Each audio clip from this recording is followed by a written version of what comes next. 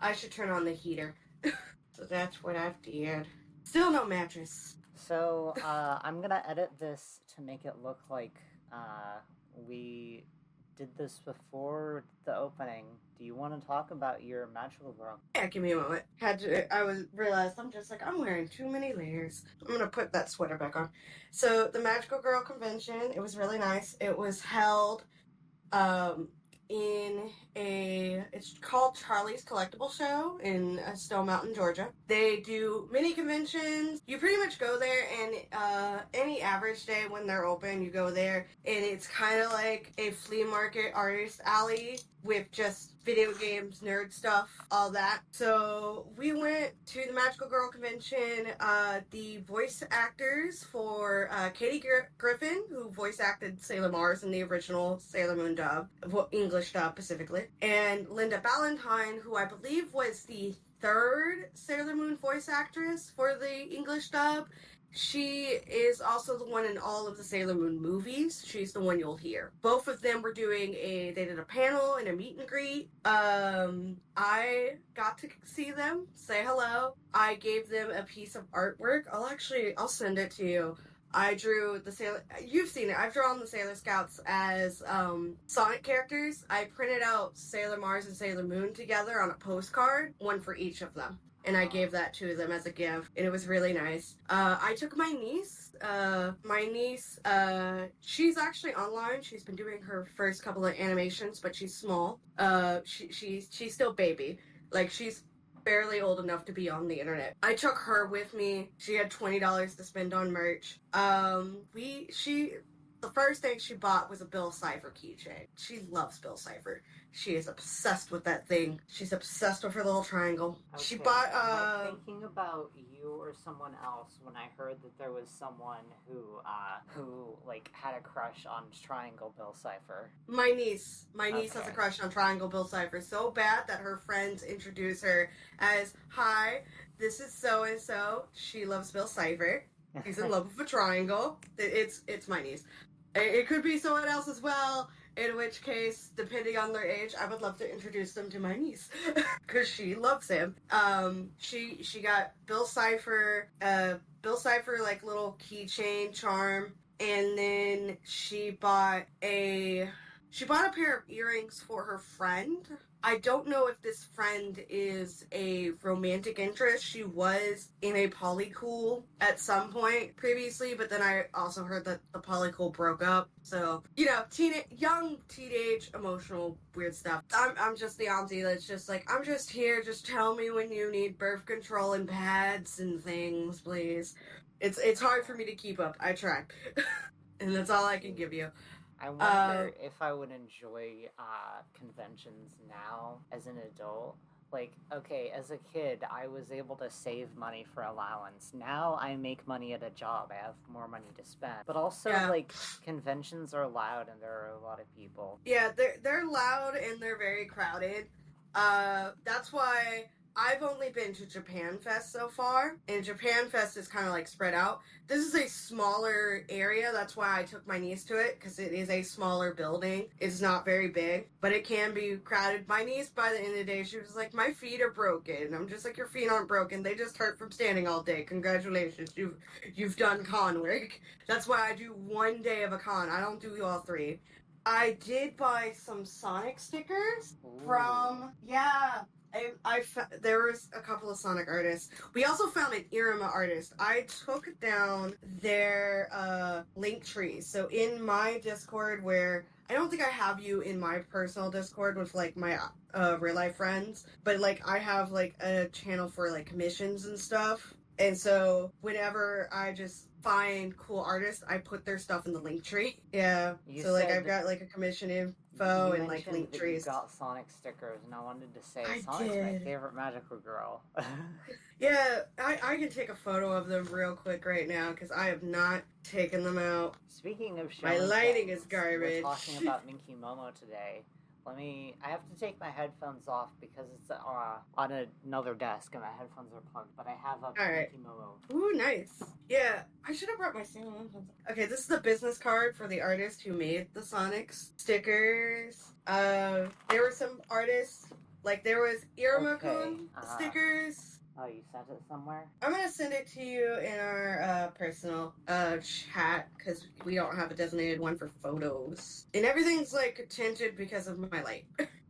Yeah. Oh, nice. It's in a tin type, and nice. Speaking of tin type containers, that's right. There was some other stuff. I also got a cute Kirby bag. Let me take a photo of the Kirby bag. So the Kirby bag was really expensive. It was almost $60. And their system bugged out and accidentally charged me twice. So I had to go back and be like, hey, your system had an error. And so they had to go through and refund it. But it's a Kirby, like, little Ida bag I got. And then I got my husband the Irma stickers. Oh, that's cute. We saw, like, a bunch of other stuff.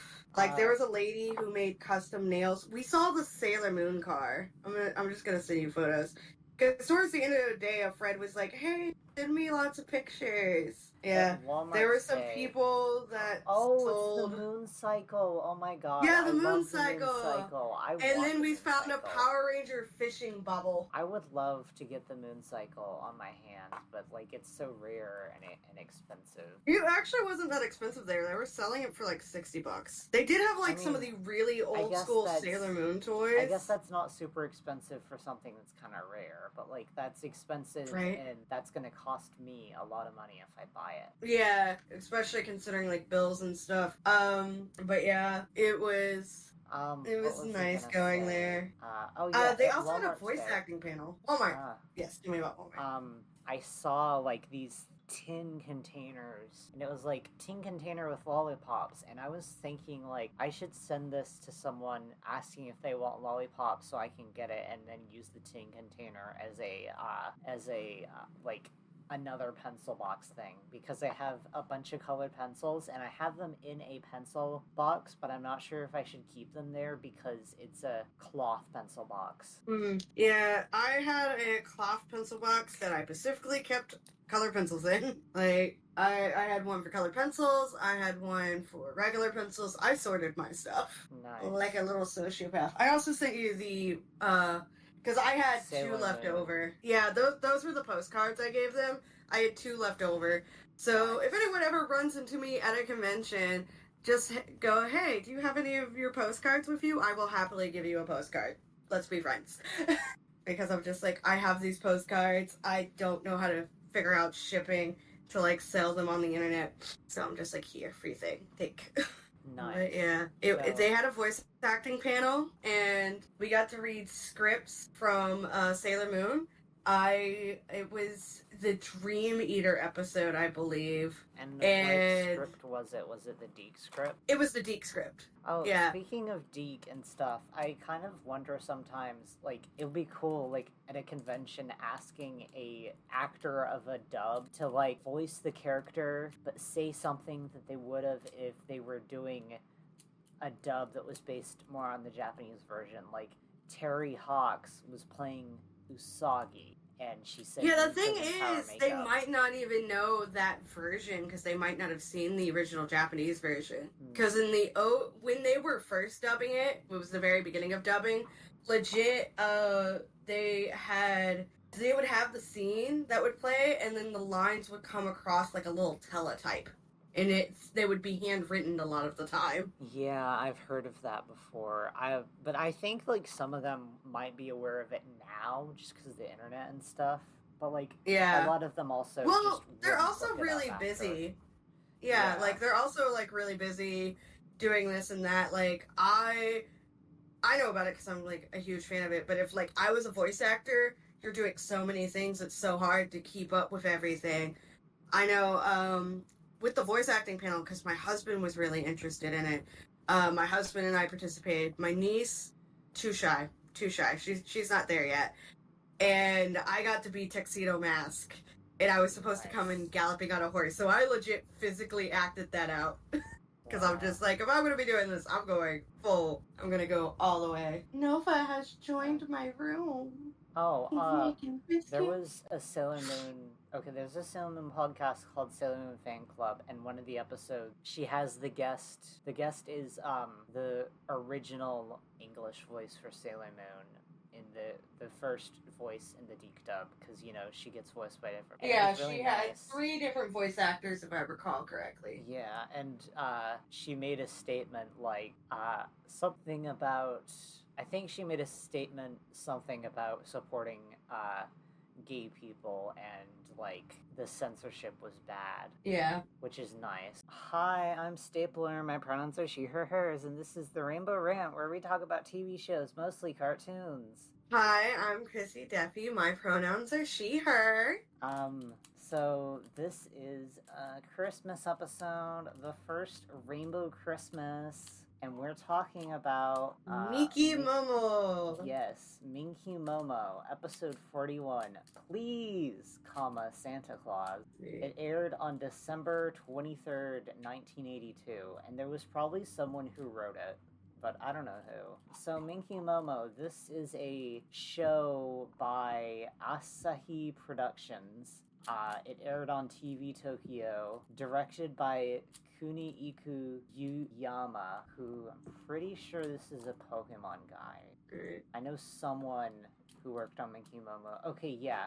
He was the general director of Pokemon. And he also apparently worked on Slayer's Great, and he was a director on Wedding Peach is so good. Have you heard Wedding of it? Peach, I think I've seen like some clips. It just was not something that interested me. I liked it. To each their own. I'm like a little weirdo. There's some things I like, some things I don't. Yeah. I tend to be a picky girly. It's such a strain. For me, a lot of liking it is the fascination of let's make a magical girl series that's in the Warrior Super Sentai type that's themed around weddings, of all things. Yeah.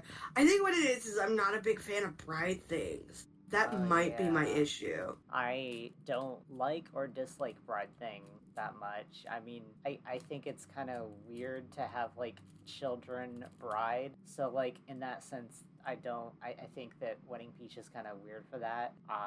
But also I think that it's like, wow, wedding superheroes. And also it's kind of funny, they transform into their wedding dress and then they immediately transform into their warrior outfit. And it's like, okay, what was the point of the wedding dress if you're gonna immediately get out of it? Anyways, Minky Momo, it's one of those old magical girl shows where she's a kid who turns into an adult. For some reason this was a trend back then, I guess because like the magical girl genre was more focused on like the coming of age and like who do you want to be as you grow up. That's why Minky Momo turns into different things. Yeah. Almost every episode. Say, my thought of it being like they want it to be relatable to kids, so they're a kid, but also they want the character to be able to do like to have power kind of like an adult and do cool stuff, and so they can transform into an adult, but they're still also like a relatable kid. But your theory also makes sense. I think in this case, like it is also showing kids different careers. Showing kids different careers, and it's a way of showing the play pretend thing that a lot of children do, where they play pretend, like they play doctor, they play vet, they play superhero, they play idol, and so instead of having this child character just dress up as that, they just transform into an older version of themselves. I pulled up the production company on Wikipedia when you're ready. I hope it's the correct one, because it seems like some of the OVAs have a different studio. Yeah, I've heard. But I don't know if this one counts as an OVA. Heard Asahi Productions a lot before. Yeah. And like they have like everything on this Wikipedia because this is not very much. Yeah, I'm on plain Wikipedia, looking at the production company. They're most known for... Oh, you know what? I should look at the production company on my anime list. That'll probably get more. They did something that looks cute that I actually kind of want to watch if we can find it, called Josephina the Whale. It was a 24-episode series in 1979. I'm gonna see. They did a couple of what looks like giant robot shows. A lot of them, none of which I recognize. Something called Idol Dendetsu Iriko from 89 to 90. Yeah, it was 51 episodes. The style of it kind of reminds me of Tokyo Mew Mew. I don't And I think it's remember. because of the leg band. I don't remember if that was their first idol show, but I know that that was one of them. And that one is the one where it's really melodramatic, but then they have another idol show where the main character has pink hair that's like really silly. They And have also one called their Magical Angel Sweet Mint yeah, I've that watched that one. I don't know if it's cool. I really saw the idol, title but of it. it's I'm really just like, cute. I'm curious. Yeah, she has teal hair and pigtails, so she kind of gives off Miku vibes, even though she's older than. Right. Flower Witch Mary Bell. It looks super cute from Yeah, 92. that one is really cute. It's very episodic and I love it's very much a episodic kids stuff. show. Yeah, it's like if they dubbed it into English, this could be something that they would have aired on like Nickelodeon back in the day. Nice. They did a Legend of Zorro anime in 96 to 97. Interesting because I believe Zorro is not a Japanese property from my understanding. No, I don't think All-purpose so. cultural cat girl Nuku Nuku, that might not be appropriate. I don't know. I can't tell from the art. It could Ah, be perfectly appropriate the or it could be idol inappropriate. I've seen it go both ways. the idol I am series with the afraid. pink hair. Idol is called Idol Tenshi Yokoso Yoko. That's the one that I think is really silly, but I've not actually watched it. Oh, they did a Cutie Honey series called Cutie Honey Universe in 2018. If that's okay, I think if that's the one I'm thinking of, that's like the one that everyone hates that has a different theme song from everything else. Yeah. Um, Who knows? Oh, they did yeah. a Mega Man OVA called Upon a Star. Oh yeah, that's. And then they did a 3-episode Cutie Honey OVA in 94 that was called New Cutie Honey. So they had worked Yeah. on Cutie Honey before. I They've didn't got like a realize couple of that other that's what things those I were don't Cutie quite Honey. recognize. And Oh, Jewel Pet! And I didn't They realize that back then they already had a Cutie Honey that wasn't Toei, or at least wasn't fully Toei. Yeah, they worked on an OVA. It's called Jewel Pet Attack Travel from 2022. I did watch an episode of Jewel Pet the other I day, didn't know that they made and Jewel me and Pet my husband stuff talked that smack about recent. it the whole time. I didn't know there was a 2022 Jewel Pet. I thought they stopped by then. No, Oh they wow, I'm made looking at Attack Travel and like the human characters don't look like they're from Jewel Pet at all. yeah. Oh, apparently they worked on some outsourced productions. Ah.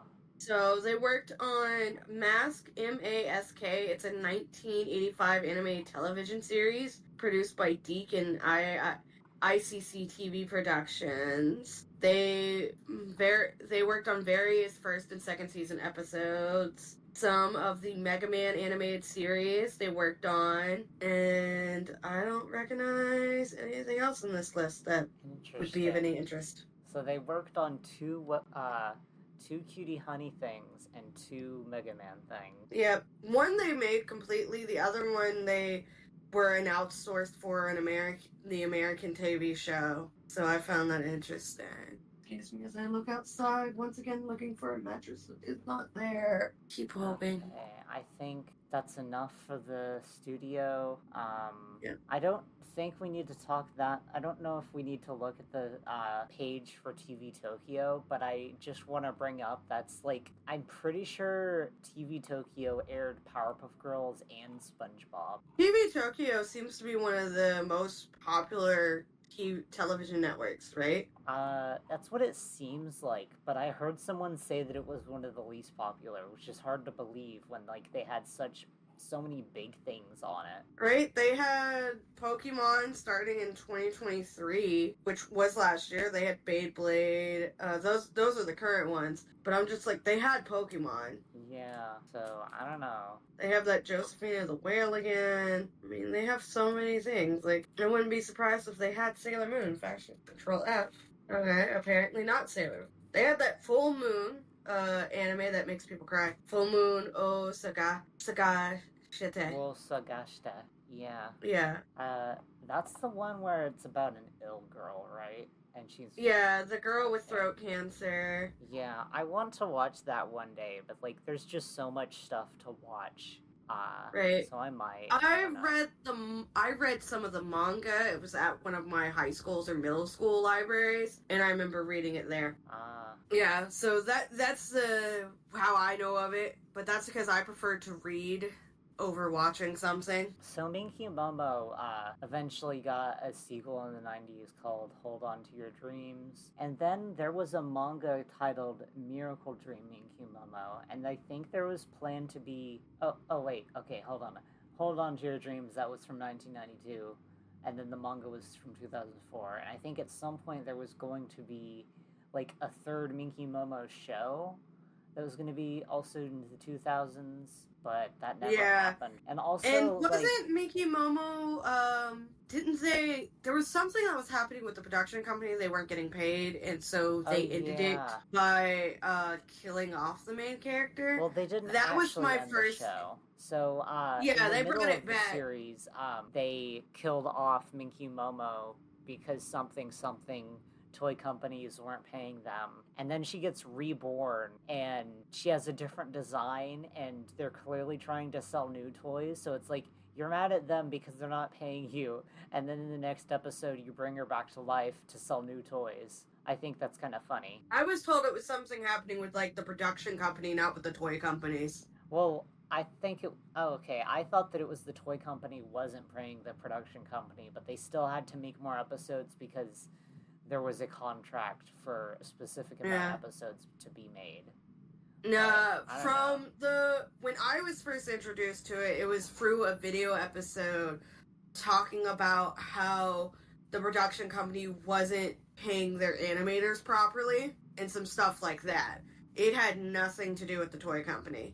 I also know with Minky Momo, there is historically an episode that aired shortly before an earthquake. Yeah, and there's episodes. a rumor. Yeah, there's a rumor that this one specific episode, every time it airs, an earthquake hits Japan or something, or a tsunami or some kind of like natural disaster. So this episode never re-airs. There's one specific episode that never re-airs. Yeah, and like some like, for lack of a better term, foreign people, non-Japanese people looking into Minky Momo, they're like, oh, well, of course she's not going to be brought back because they think she's cursed. But she was brought back in the 90s and with another comic series in the 2000s. So I don't think that's why they stopped making her. Because she makes money. She makes a lot of money. So I don't know why they stopped making Minky Momo stuff in the 2000s, because people still love her. And also, there's this one random Japanese e-celebrity named Roro-chan who loved Minky Momo, and everyone was like, oh my god, she likes the cursed anime, and she died, she committed suicide. That has to do with Minky Momo. No, it doesn't. She just likes Minky Momo because it's a good show. And she's suicidal. Those are two separate things. Right? Two things can coexist at the same time and not be related. Yeah. However, Sega was doing something when they made Shadow Lancelot and Silver Galahad. It's their fault. What? Arthurian legend, Galahad is the son of Lancelot, and in Sonic and the Black Knights, Lancelot is Shadow and Silver is Galahad. Interesting. Yeah. They're never escaping this. They did this to themselves. I'm glad we've reached the part of the podcast where we talk about Sonic. Yep, I have derailed completely.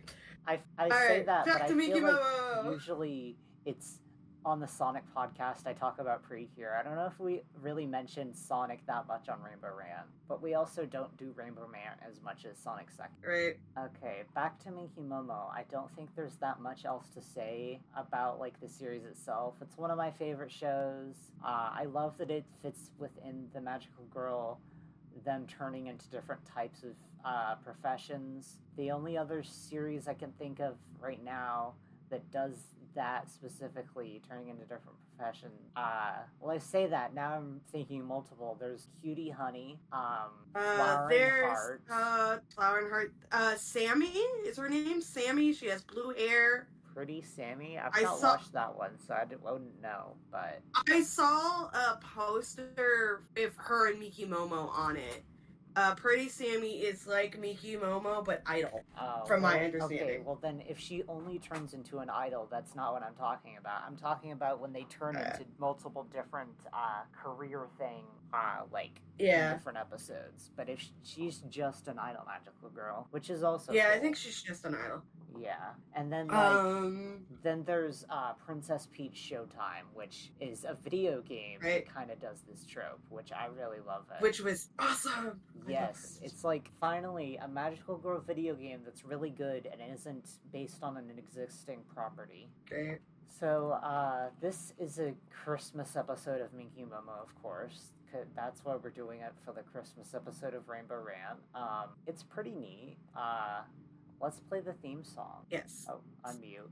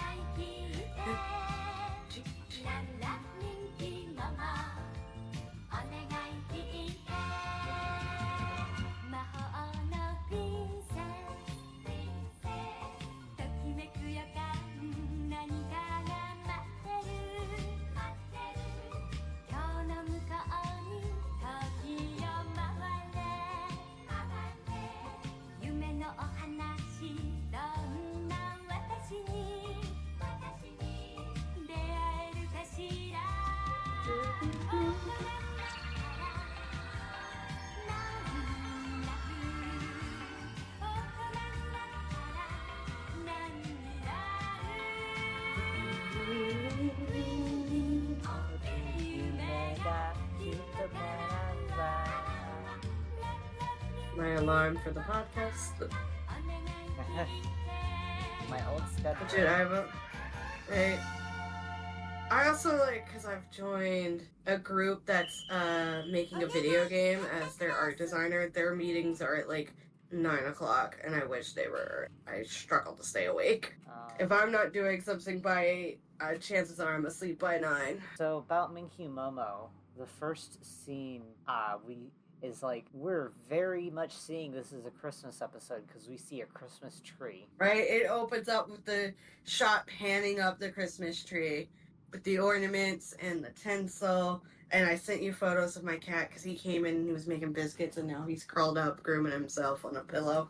Yeah, and it is. Well, it's not a pillow; it's a squishmallow. And Minky Momo and then is with her parents. Yeah, and she's like, "Wow, it's so big." Yeah, I was like, I've only seen the first 2 episodes of this show, and it is a trip, but it is so amusing how much they just accept. Oh, we have a daughter. Yeah, I love the first scene or the first episode where they're like, "Wait, do I have a daughter? I guess so." Yeah, like him looking back, like, "Wait, I have a daughter? Cool!" But like they turn and they see it's Santa, right? Yeah. Okay. So, her parents ask what she wants for Christmas, and she's like, "Christmas present? What?" And then they turn and see Santa, and Minky Momo's like, "Santa gives presents on Christmas now?" And then her parents are like, "What?" He's always given presents, sweetie. And then she's like, "Oh, right, that's a custom in this city, right?" And her mom's like, "You say the strangest things."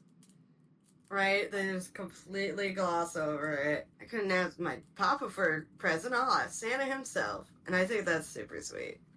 Yeah. So this kid walks over and he says, "Are you really Santa Claus?" And he's like, "I don't know what to say." Knock it off. It's just an advertising guy dressed as Santa Claus. And the boy's like, "See, Santa Claus doesn't exist."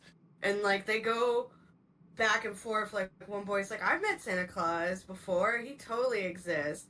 And the boy's like, "No, he does." He's like, "Yeah, he does. Listen to my story," as we have like a flashback. And so I didn't know this character, you did, but I'm just like, this is a burglar, obviously. Just broke and robbed your house. And you're over here going, I don't remember this guy from the show, but obviously but I know that he's appeared in other episodes because of this weird video I watched that was about this episode, where this weird person is like, "I love this episode, it's the best Christmas special ever," and then she just randomly, when this character is introduced, she's like, "Oh, by the way, I'm a pedophile, and I love that this character exists because he's a pedophile, and that is probably part of the reason it wasn't brought over to America. And I was like, what? Yeah. See, like, watching this episode, I didn't get that he was, like, pedo, but I did think it was, like, weird. He just handed this young boy a glove, said, hey, every Christmas, leave this on your pillow, because he had already told him, I'm Santa Claus. It's like, really? He's like, yeah, every Christmas, leave this glove on your pillow, and I'll leave an awesome present inside of it. And you know what I thought? I'm just like, this is either a burglar or it's his dad, and he might not always see his dad. Yeah. So, yeah. But, like, this now boy... that I'm thinking about the implications of that, I'm like, huh, what is he... What? Okay, I'm not gonna go there. Right, because when he handed him the glove, I legit thought, oh, it's his dad he doesn't have, like, a lot of contact with. But, like, back to the things happening in the episode, like, everyone's trying to convince this boy in blue, like, and yellow that Santa Claus is real. It's like, no, he's not. Santa doesn't exist. He's never once given me a present. He's not real whatsoever. And everyone's trying to tell him, no, Santa's real. He'll literally give you a gift. And he drops his letter in the mailbox. It's like, Santa's not real, blah, blah, blah. And then we learn that the kid's name is Paul and that his parents died when he was little and some friends of theirs took them in. But also, how come the family friends weren't making sure he got presents if Santa wasn't bringing presents? I don't know. Because that's crappy family friends. Yeah, that is. Also, in the dub, apparently, his name keeps switching between Billy and Paul. Right. Two very American names. Yeah.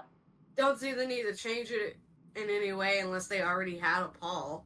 Yeah, I don't know. And then Dog Fairy's looking at a book's like, oh yeah, this is all about the true Saint Nick and blah blah blah, and how like the Santa in their world's different from the Santa in this world. Info dumping. Hi. Did you want to come enjoy Disco Lights, my love? And then Minky Momo's like, I want to make sure I get a present from Santa Claus too. I'm still recording though, but yeah. Yeah, of course Minky Momo wants a present for Santa Claus. Who doesn't? So she goes, I believe this is the mail office, and she's trying to get Paul's letter, which I'm pretty sure is illegal. But he's just like, yeah, it wouldn't be too hard to find, but all of those letters are for Santa. It's multiple bags. Yeah, let me just commit a federal crime that will get the mayor on me. Right. The mayor, the government. The mayor all the people in trouble. Going after this 9-year-old girl because she wanted to find someone's letter. Right. Well, I mean, if Santa Claus isn't going to give him what he wants, I might as well. I mean, I like her logic. She's a go-getter. She always wants to help people. That's a common theme in magical girls. Especially the older ones where they don't fight monsters, so they're just, like, helping people with regular problems. And I kind of like that they're helping people with, like, Joe Smo problems. Yeah, me too. It's very nice and quaint, I guess is a word to describe it. I don't know. It's nice. Also, like, kind of, like, encouraging, like, other people to be like, hey, help your neighbor. Yeah, like, I feel like Magical Girls doing that kind of as a kid, it really, I don't know what the word is, like, I already wanted to, like, make people's lives better, and I feel like just seeing that in Magical Girls really, added to that. I don't know what the word isn't coming to me, but there's a word for that. It made me want to do it even more, I guess. I like how, like, she follows where the mail goes, and then like, she transforms into a phantom thief. Yeah, so the little kid, Minky Momo, when she turns into an adult, for some reason, it's a nude transformation, but it's not sexualized, thankfully. It's just, like, suddenly she's wearing suddenly she's wearing a skin-colored bodysuit, and she spins around, and you barely even see it that much. It's not like Honey Flash, where you see it a lot. Like, it's not focused on at all. Like, blink and you miss it. I don't usually notice it, and I feel like I only noticed it because someone else pointed it out. And then she turns into Red Cat. And then, like, she scales the wall. Yeah, she climbs up this, Right, and then she's walking on the beam, and this place has really high ceilings. And then you see all these mailmen working to write replies from Santa. And then there's like, how many have you written? And it's like, this is my 256, and this is my 301st. This does not feel like something that they would put in a kid's show because, like, don't you want to not like? But I also think it's nice, like Santa Claus hasn't Oh been wait, actually, I guess it active, does make so sense people are because still. it's in the canon of adults don't believe Santa is real, but like this show still wants give the It's message to yeah, know that something and like the that. adults want to cheer on the children Yeah. to make them feel better. So I guess it does make sense actually. And I think it's kind of nice to insert that kind of like realism. And so now Minky Momo's sneaking in because they all left, and now she's stealing all And the she's letters. stealing the mail, committing crimes. Well, I don't know if it's a crime in Japan to take other people's mail, but I know it is in the United States. I guess I didn't think about that. This is from another country, so it might not be a crime. Right? We don't know the mail laws of other countries. And then she I goes still back love on the her flying rainbow car. Yeah, she's back on her rainbow flying car. I love that car. It's amazing. I think that car would be a really cute toy. If there was a toy of that car, I definitely would like it. And I would like it to be a little remote control car. I feel like this is the best. This is a really cool spaceship too. I just want it to be a little remote control car. But great, I want a remote control car so I can like send sodas, like cans of drinks across my house. Imagine of a little remote because it would be so fun. Imagine if there was a video game that included spaceships in some way, and there was a skin for the spaceship that was Minky Momo's car. That would be so cool. Kingdom Hearts is now on PC. Somebody should mod it. So they're flying in space and they go into this crystal cave, and she's like, Santa Claus, Santa Claus. Where are you? The crystal cave looks kind of nice but desolate, and then you got like this old dingy brown like triangle-y box that's covered in dust. It looks really funny. And then we see Santa Claus. And he looks kind of raggedy, like a hobo. But I like that he's short and squat, almost like a little gnome. Yeah, and he says that brown triangle thing is a machine for making toys for kids or something. And she's like, oh, I know you. You're Minky Momo, the magical princess from Fair something. Ferencinessa. Right? Whatever, and then how do you pronounce Santa it? is like, oh, so your magical kingdom finally awoke from its 1,000 years slumber, and then we see the king and queen. And the king, I love how happy and bouncy like the little king is, versus like the calm serenity of the queen. The king is so Mario coded. He's like, I went on sending presents to children, and he's telling like his backstory, but like the machine stopped working, and apparently it was because people were losing their hopes and dreams. And because the Magic Kingdom moved away, his machine's power waned. And now only one part still works. And I like how when it's working, like it's all pretty white, sparkly, and rainbowy. But when it's not working, it looks like a dingy rust bucket. And Santa's like, I'm gonna be out of a job soon. Well, because the machine's not working and nobody believes in me. I just realized Minky Momo has such a short transformation. Right? Does your hubby like it? Minky Momo? I don't think he's watched Minky Momo with me. I was talking to him about the craziness of how, like, she just made herself a part of the family with hypnosis and how weird and crazy it was. Okay, when he But I don't think he's ever sat down and watched an episode. Yeah, when he described that, I just assumed that was because he saw it. I didn't realize that was because you told him. Like, I told him I might have, like, replayed the scene for him, but yeah. I don't think he watched, like, the full episode with me. But Migimo was like, plenty of people believe in you. Look at all these letters. It's just the letters weren't getting to him. And also, these are letters from Earth, like another world. And he's right? Like, that's inspiring. And he's like, these letters could power my machine. Yes. But he doesn't take the letters to his machine. He just goes up to his machine and starts tinkering. I guess because the letters are close by, the machine's just like, I can take the hope from that or whatever. Right? And then, like, if he takes it and makes it, I guess, oh yeah, it shines like a beam onto, like, Minky Momo's car, and it just starts swooping up all the letters. And, okay, let me unmute this, because it has great... I love the Minky Momo's music for this. And Minky Momo music in general. Right? I like the little techie beep beep boop sounds that are very stereotypical for this era of anime and cartoons. just makes me happy. And look, he no longer looks like a raggedy hobo. His clothes are all nice, fresh, and clean. And like the machine's working and all pretty, it's pumping presents. And Momo's like, yay! And so it's producing presents, and now we're just cloning Santa Claus as he's hopping into a sleigh being pulled by a reindeer. And the animation is just gonna loop for a while, and I think that's hilarious. Yeah, and then the animation starts going faster. Right?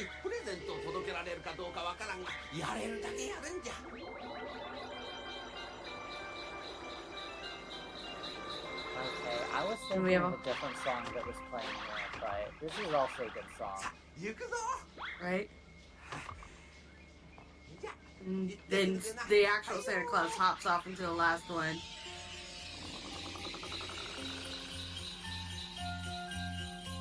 And now it's playing Christmas music. Right? Okay, here's the... Okay. Not necessarily the song I was thinking, but also this is a good song. Right?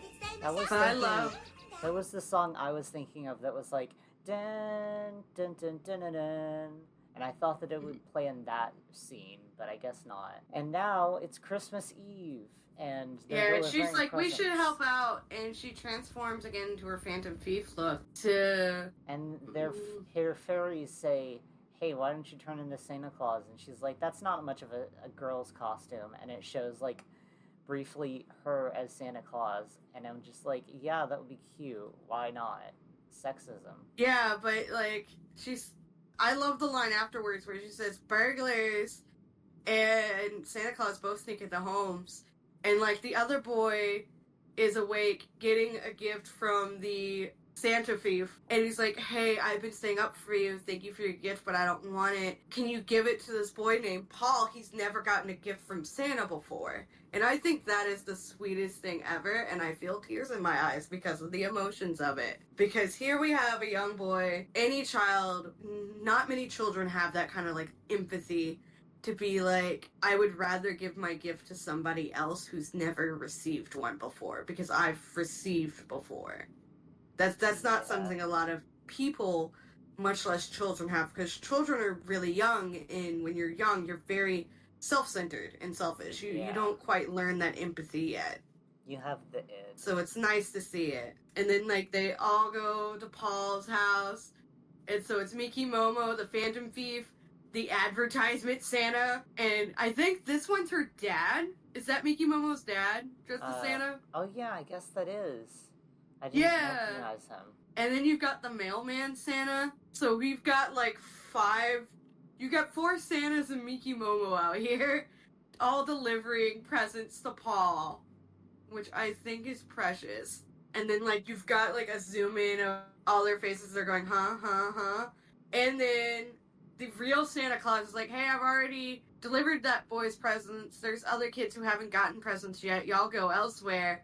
As he flies away on his sled. And they're all like, what? Yeah, because she almost calls him Papa, and she's like, oh no. Yeah, so like, she's calling out the names of the people, and then when as they're taking off their beards. Yeah, when her father takes off the beard, she almost says Papa, and then she puts her hands on her mouth. Right, but it's still awesome and sweet. And then her, magic item does this magic-y thing, spinning around the world, and then it goes up into the sky, and because there's this plot point where like if all the crystals are collected on this crown from Minky Momo doing good deeds, something good will happen. Right? Oh, it's the December birthstone. The mattress. I just looked outside. The mattress wasn't here. Oh, fuck, so I need to walk around outside? Okay, can you wait till we're done recording? We're almost done. Give me 15 more minutes. Okay, we're gonna have to wrap this up quick. My mattress showed up, and they put it right in front of our door, blocking it. So now I've gotta walk out the back way. Is, very close to yeah. But I love it. Like, they got the December birthstone into the crown now. Santa rides off into the sunlight, and this is the ending song. Do you want to play the ending song audio? Yeah. I now have a new mattress. I'm very happy about it.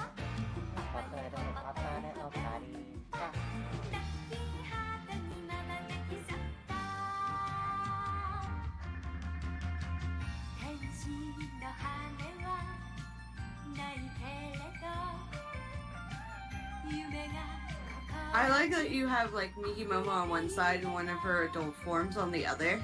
Yeah. This shot is really pretty. Right? It's so cute. And this is the main pose I see her in when you search Minky Momo.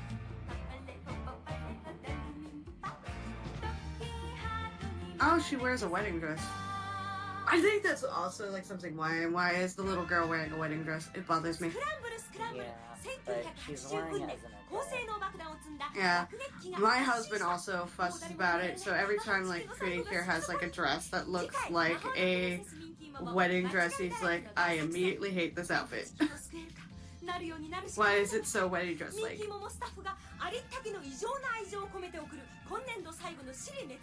And the next episode is all about planes.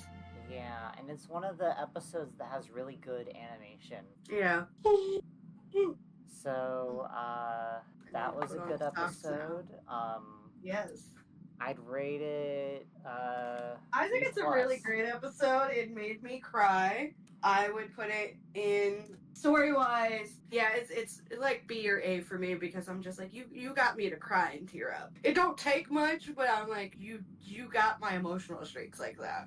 Like yeah, it's pretty basic, so I'm cool with B, but I'm just like A. Well, that's why I put B+. Yeah. No, it's an A. It's an A, yay. Okay, yeah, I love Minky Momo, I love Christmas specials, this is great.